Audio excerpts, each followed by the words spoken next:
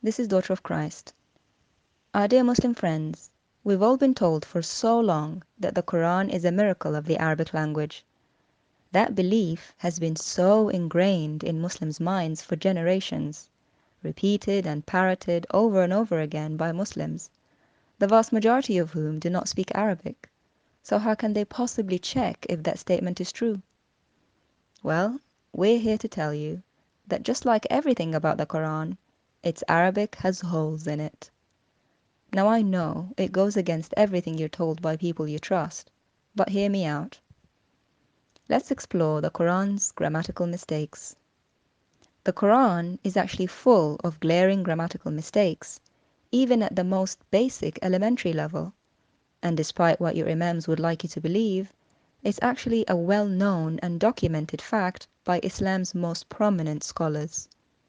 For example, take Qortobi, who mentions in his tafsir of Surah 20 verse 63 that a certain reading of that verse by some of the companions agreed with the grammar but was different from the Quran.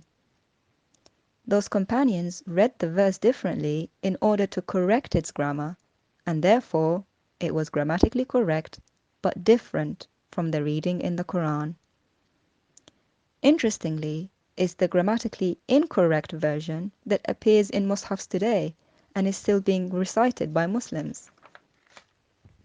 Now let's look at a detailed example of a glaring mistake in the Quran. Look at Surah 5 verse 69, the first part of that verse. It says, "Indeed, those who believed, and the Jews, and the Sabeans." Now the verse starts with the word indeed. The Arabic word for that is inna. Now this word happens to grammatically have an effect on the words following it, changing the form in which they are written and pronounced. The subject word that follows inna must be in a form called mansoob. Let's see how this should look like in the verse. The word indeed or inna should affect how the word Sabeans is written. Like we've seen, it must be in the mansoob form, which I've written here in the green above the Quranic verse. It should say as-Sabi'een. However, the form we see here written in the Quran is different. It's as-Sabi'un. Even a non-Arab can see the difference between the two words. Now the Arabs would know the Quranic word here appears in the incorrect marfu'a form, not the correct mansoob form in the green. Now, as we mentioned previously, ancient Muslim scholars were well aware of this. Here we see the Qortobi in his tafsir of this verse saying, هذا خطأ. Translation, this is a mistake.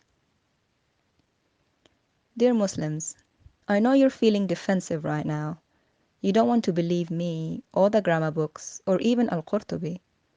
You want to believe the word Sabeans was written correctly in that verse.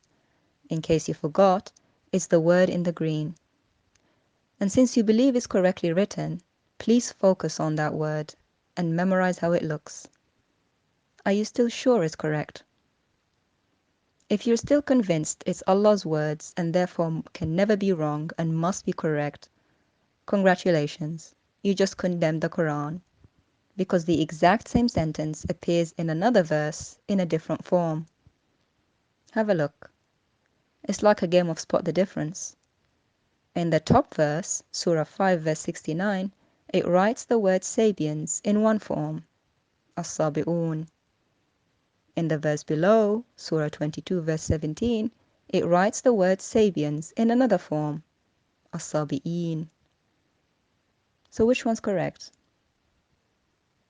Which one? Our dear Muslim friends, we have to break it to you.